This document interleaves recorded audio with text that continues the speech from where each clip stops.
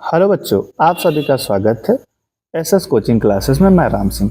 हम लोग पढ़ रहे हैं कक्षा 10 का अध्याय नंबर 12 पॉइंट एक्सरसाइज 12.1 अध्याय नंबर 12, जिसमें आज हम लोग पिछले वीडियो में हम लोगों ने देखा था पृष्ठीय क्षेत्रफल तथा आयतन के हम लोगों ने फार्मूले देख लिए थे कि किस तरीके से कौन से फार्मूले आए हैं और फार्मूले क्या होते हैं। आज हम लोग एक्सरसाइज शुरू करने जा रहे हैं और एक्सरसाइज है प्रश्नावली 12.1 यानी 12.1, जिसमें पहला सवाल है, कहा गया है जब तक अन्यथा ना कहा जाए, जब तक अन्यथा ना कहा जाए पाई 22/7 लिखे। इसका कहने का मतलब ये है कि जब तक, क्योंकि पाई के दो मान होते हैं, एक तो होता है पाई का मान 3.14 और एक पाई का मान होता है 22/7। तो जब तक आपसे नहीं कहा जाएगा तब तक आपको 22/7 ही रखना है।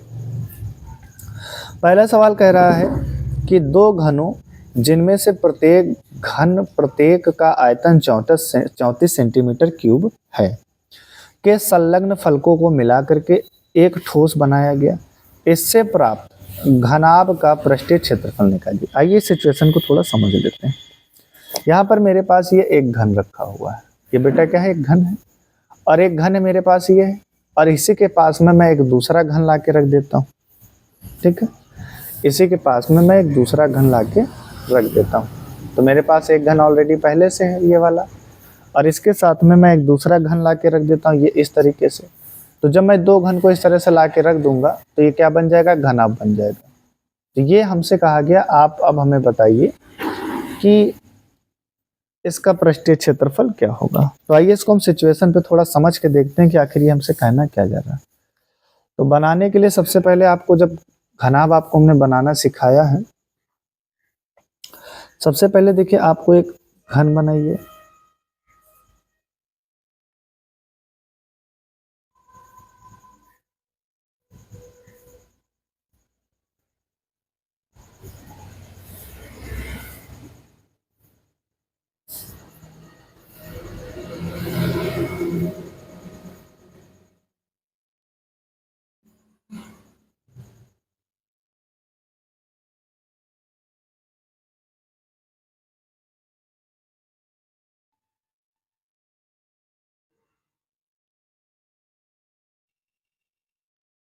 तो यहाँ पर आपको देखने में लग रहा होगा कि ध्यान से अगर आप देखेंगे तो एक घन ये है और एक घन ये है। तो दो घनों को मिलाया गया है और आपस में बनाया गया है। तो जो एक संरचना बनी है तो ये एकदम घनाभ के जैसी बनी है। क्यों? क्योंकि जो घन होता है उसमें लंबाई, चौड़ाई और ऊंचाई तीनों बराबर होती है। तो हम लिख लेते हैं, माना घन की भुजा ए है। यहाँ पर हमने मान लिया कि जो हमारा घन है उसकी भुजा क्या है? ए है। हम सवाल को हल कर रहे हैं, एग्जाम में आपको ऐसे लिखना है। और यहाँ पर हमको दिया गया है घन का आयतन। तो घन का आयतन कितना दिया है? 64 सेंटीमीटर क्यूब दिया गया। ठीक। अब यहाँ पर देखिए घन का आयतन का फार्मूला होता है a क्यूब, तो इधर भी हो जाएगा 64।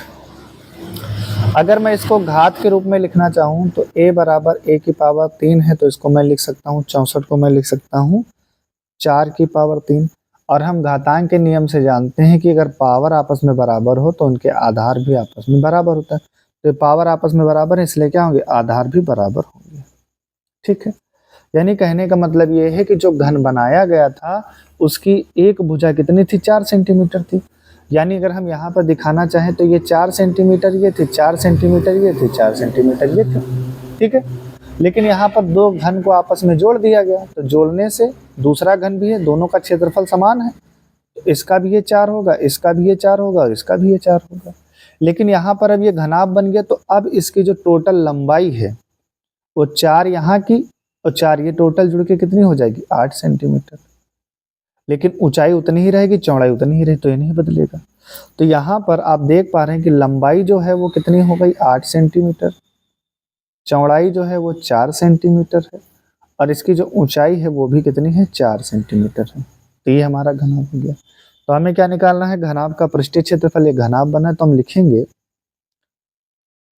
घनाभ का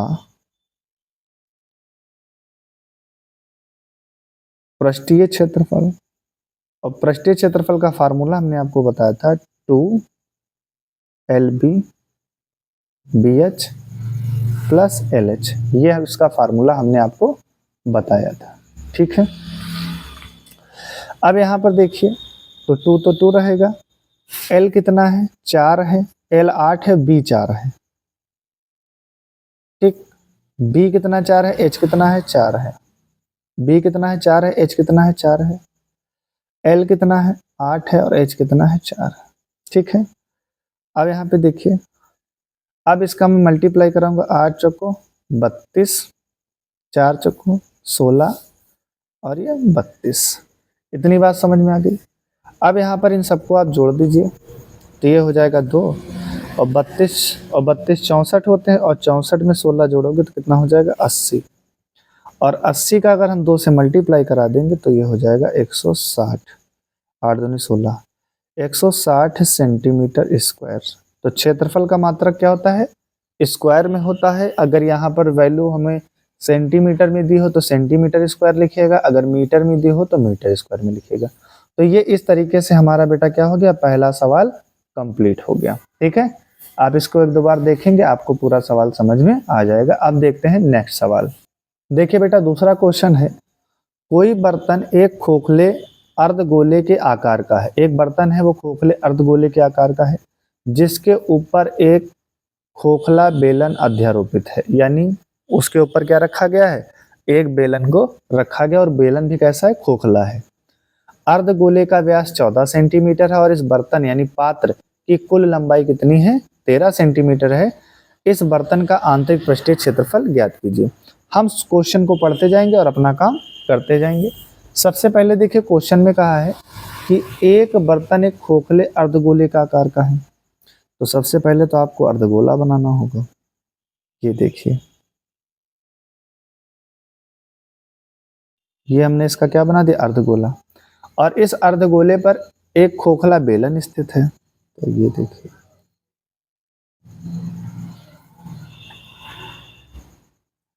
ये हमने इस पे बेलन एक रख दिया।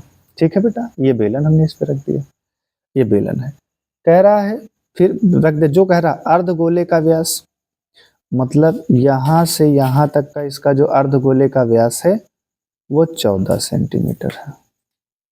यानी हम नीचे लिख देंगे कि व्यास सर कितना है, 14 सेंटीमीटर है। तो त्रिज्या मतलब आर, त्रिज्या बेटा यानी आर, तो ये त्रिज्या आर कितनी हो जाएगी, हमेशा व्यास की आधी होती है, तो त्रिज्या हो जाएगी 7 सेंटीमीटर। ये इसकी त्रिज्या है, और ये भी इसकी बेटा क्या होती है, त्रिज्या होती है। ठीक है, कितनी है, 7 सेंटीमीटर है। इतनी कहानी आपको समझ में आ गई। ठीक है, और ये बेलन की ऊंचाई हो जाएगी, ये बेलन की क्या है बेटा, हाइट है, और ये क्या है, त्रिज्या है। ठीक है, कह रहा पात्र की जो कुल ऊंचाई है 13 सेंटीमीटर है, मतलब टोटल ऊंचाई कितनी है, 13 सेंटीमीटर है। तो बेलन की ऊंचाई कितनी हो जाएगी, अभी ये कितना है बेटा, ये 7 सेंटीमीटर है। तो 13 में से 7 घटाओगे तो ये हमें मिल जाएगा 6 सेंटीमीटर। 13 में से 7 घटाओगे क्योंकि 7 सेंटीमीटर हो जाएगी इसकी त्रिज्या, तो हमें कितना मिलेगा, ये 6 सेंटीमीटर मिल जाएगा। कितना मिला हमको, 6 सेंटीमीटर हमें मिल गया। यहाँ तक कोई दिक्कत नहीं। तो अगर इसकी बेलन इससे अध्यारोपित है तो इसकी त्रिज्या भी कितनी होगी, 7 ही होगी। तो व्यास 14 है, त्रिज्या, और यहाँ पर जो बेलन की ऊंचाई है वो h हम मान लेते हैं। तो बेलन की ऊंचाई क्या है, h, और वो कितनी है, 6 सेंटीमीटर है। ठीक है, यहाँ तक कोई दिक्कत हो तो बताइए, कोई दिक्कत नहीं। ठीक, अब यहाँ पर देखिए हमें क्या निकालना है, इसका आंतरिक पृष्ठीय क्षेत्रफल। और हमने अभी बात किया था कि पृष्ठीय क्षेत्रफल का मतलब होता है कि आपके पास कोई एक ऐसा ठोस जिसको आप हाथ से या तो टच कर पाएं या आप इसको क्या करें, देख पाएं। तो अगर मैं इस बेलन के अंदर अपने हाथ को डालूंगा, बेलन के अंदर मैं क्या करूं, मैं इस बेलन के अंदर अपने हाथ को डालूंगा तो इसके इस वाले पोर्शन को भी टच करूंगा और इस वाले पोर्शन को भी टच करूंगा, तो इसका आंतरिक पृष्ठीय क्षेत्रफल होगा। तो हम क्या लिखेंगे, लिखेंगे हल में बेलन का आंतरिक पृष्ठीय क्षेत्रफल बराबर क्या हो जाएगा, यहां पर ये हो जाएगा। अब ये जो नीचे आप ध्यान से देखिए, थोड़ा डायग्राम पे ध्यान दीजिएगा, ये इसका जो नीचे वाला हिस्सा है वो घुमा हुआ है, तो इसको क्या बोलेंगे, वक्र पृष्ठ बोलेंगे। क्या लिखेंगे, अर्धगोले का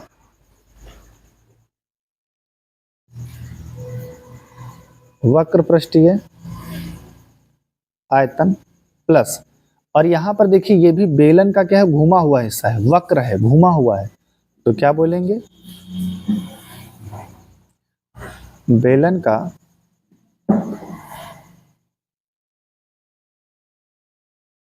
वक्र पृष्ठीय आयतन नहीं, वक्र पृष्ठीय क्षेत्रफल होगा। That is mistake. तो क्या होगा, ये वक्र पृष्ठीय क्षेत्रफल। अब यहाँ पर देखिए, गोले के वक्र पृष्ठ का फार्मूला होता है, अर्धगोले के वक्र पृष्ठ का फार्मूला होता है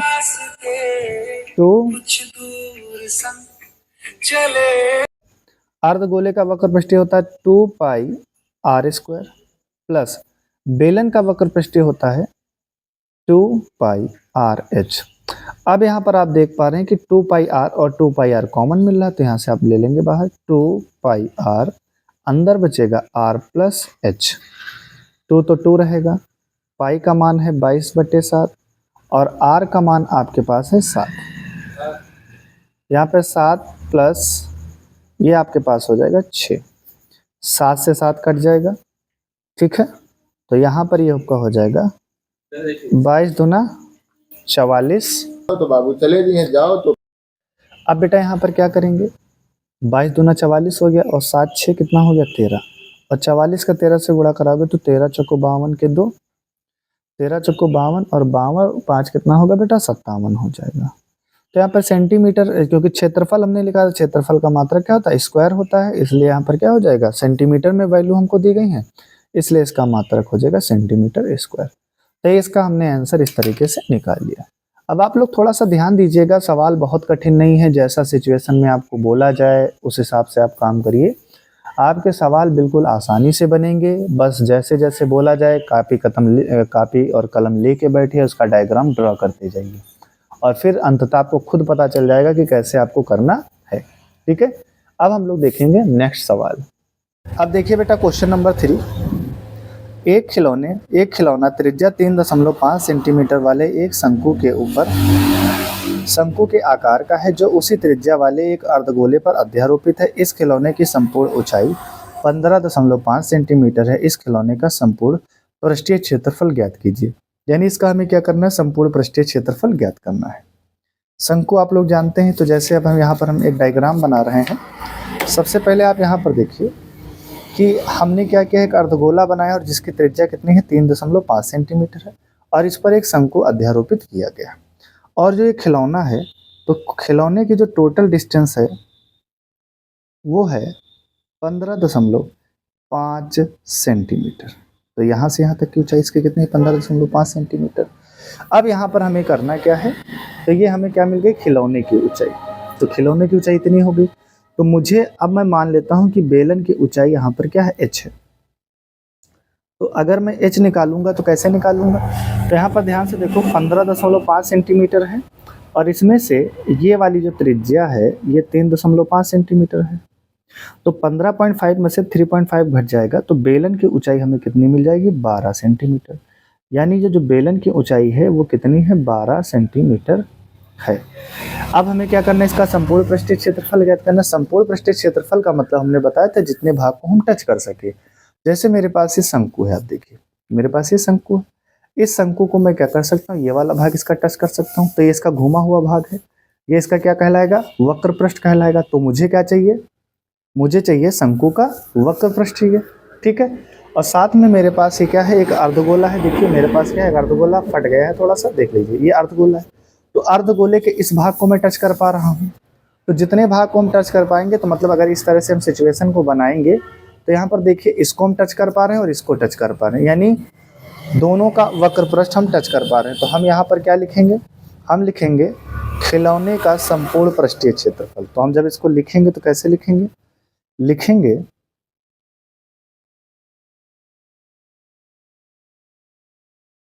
खिलौने का संपूर्ण पृष्ठीय क्षेत्रफल। तो संपूर्ण पृष्ठीय क्षेत्रफल निकालने के लिए हमें क्या निकालना? शंकु का वक्र पृष्ठ, शंकु का वक्र पृष्ठीय क्षेत्रफल प्लस अर्धगोले का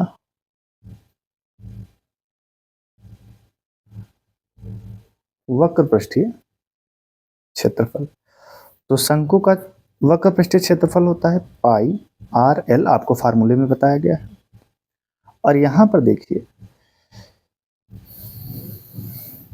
अर्धगोले का वक्र पृष्ठीय क्षेत्रफल क्या होता है? वो होता है 2 पाई आर स्क्वायर होता है, ये होता है।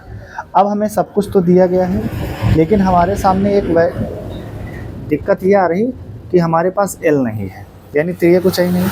तो यहाँ पर आप देखिए, हम जानते हैं कि एल बराबर होता है √h² प्लस r²। हमने आपसे बताया था जब कभी भी आपको एल का मान ना दिया हो तो उस कंडीशन में आपको एल का मान क्या करना होगा? निकालना होगा।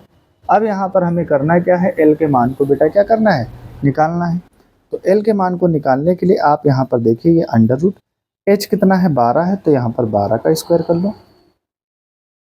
और r कितना है? 3.5 है, और इसका स्क्वायर कर लीजिए। अब यहाँ पर 12 का स्क्वायर तो होता है 144, और 35 का स्क्वायर कैसे निकालते हैं? स्क्वायर निकालने का वीडियो हमने आपको बता रखा था। तो इसका स्क्वायर होता है, 35 का स्क्वायर होता है 1225, 35 का स्क्वायर कितना होता है? 1225 होता है। तो ये हमें मिलेगा 12.25। अब इन दोनों को हम जब जोड़ेंगे तो इन दोनों को जोड़ने के बाद जो हमें वैल्यू प्राप्त होगी वो प्राप्त हो जाएगी, जोड़िए। तो यहाँ पर ये हमें मिलेगा 144 में 12 जोड़ोगे तो 156.25। अब इसका हम वर्गमूल निकालेंगे तो इसका वर्गमूल हमको मिलेगा 35। कितना मिलेगा बेटा? 35 मिलेगा। इसका वर्गमूल हमको कितना मिलेगा? 35 मिलेगा। कितना मिल जाएगा मेरे बच्चे?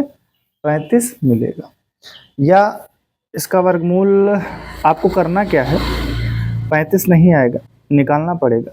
कैसे निकालेंगे थोड़ा सा हम सीखने की कोशिश करते हैं।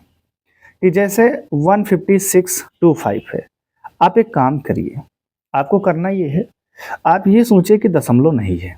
तो जब दशमलव नहीं तो 15625 हमने लिख दिया।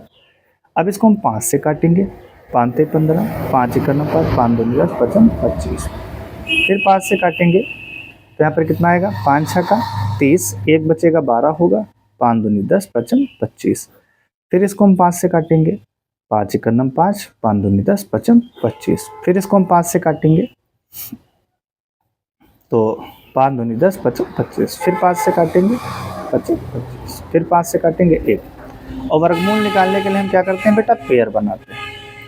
तो जब हम इसका पेयर बनाएंगे तो एक पेयर से ये 5 निकलेगा, तो 55, 5 यहाँ से, एक 5 यहाँ से निकलेगा, एक 5 यहाँ से निकलेगा, और एक 5 यहाँ से निकलेगा।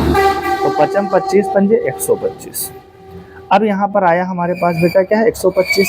तो जब भी वर्गमूल निकालते हैं तो अगर दशमलव के बाद 2 संख्याएं हैं तो जितनी संख्या होती है उसका हाफ कर देते हैं। तो 125 है तो 2 संख्याएं, तो एक संख्या बाद पॉइंट लिखेगा, ये आएगा 12.5। तो एल का मान आ गया 12.5 सेंटीमीटर। एल का मान कितना आया? 12.5 सेंटीमीटर आ गया। तो इस तरीके से आपको क्या करना है? एल का मान निकाल लेना।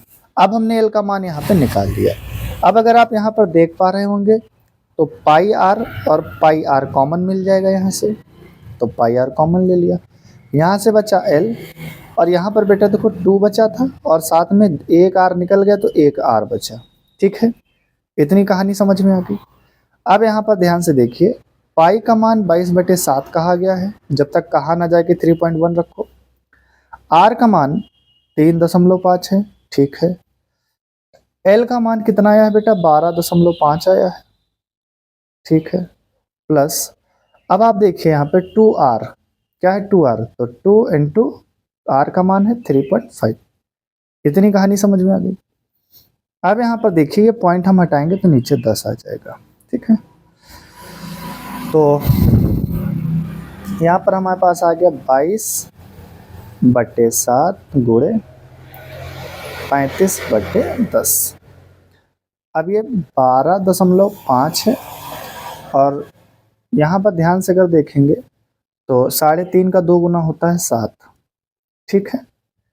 यहाँ पे कुछ कटने पिटने वाला है, 5 एकन्नम 5, 5 सत्ते 35, सॉरी 5 सत्ते, सॉरी 7 एकन्नम 7, 7 पंजे 35, उल्टा काट दिया। कितना हो जाएगा 7 पंजे 35। अब अगर हम काटना चाहें तो इसको भी काट सकते हैं, 5 एकन्नम 5, 5 दूनी 10, यहाँ से ये भी कट जाएगा, 2 एकन्नम 2 और 11 दूना 22। तो यहाँ पर इसको आप देखिए, पहले मैंने 7 से काटा, 7 एकन्नम 7, 7 पंजे 35, फिर 5 से काटा, 5 एकन्नम 5, 5 दूनी 10, फिर 2 से काटा, 2 एकन्नम 2 और 11 दूना 22। ऊपर सिर्फ क्या बचा है, 11 बचा है, और अंदर 12 में 7 जोड़ोगे तो 19.5 आ जाएगा। क्लियर है। अब इसका गुणा करा देंगे, तो गुणा कराएंगे तो 11 पंजे 55 के 5, हाथ से लगा 5 पॉइंट लगाओ, 11 नवैया 99, और 99 5 जोड़ोगे तो 104, और फिर 11 एकन्नम 11 और 11 एकन्नम 11 और 11 और 10 जो आपका होता है वो होता है 21। तो आपका जो आंसर आ रहा है वो आ रहा है 214.5 सेंटीमीटर स्क्वायर। इस तरीके से बेटा हमने ये क्या किया है, दूसरा तीसरा क्वेश्चन सॉल्व कर लिया है।